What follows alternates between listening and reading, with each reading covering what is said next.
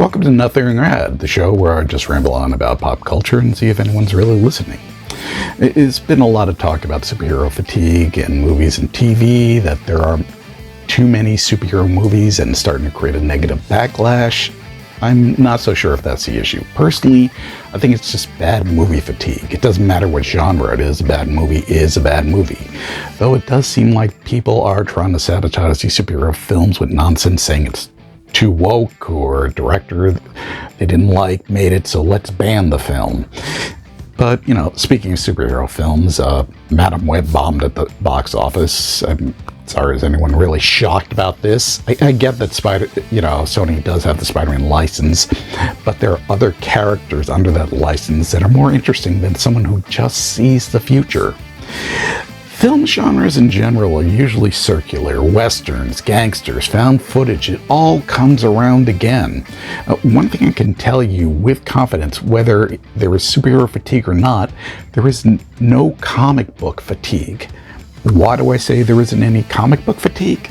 Because comics are so much more than just people in spandex. For example, here are some films that were based on comic books that don't have people in spandex. A History of Violence, Road to Perdition, Men in Black, and Oldboy, just to name a few.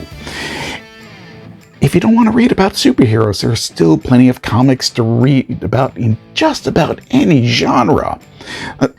Let's look at some other non-superhero stories that could make for some great TV or movies.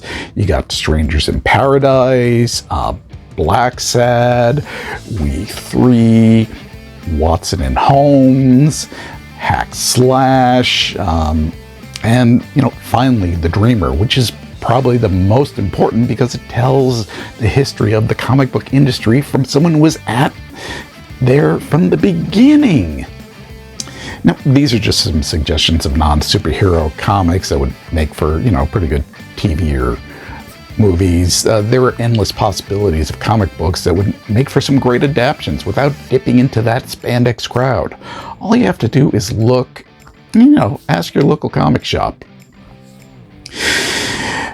If you like what I have to say, then, please hit that like and subscribe button so this way you know when the new video is up.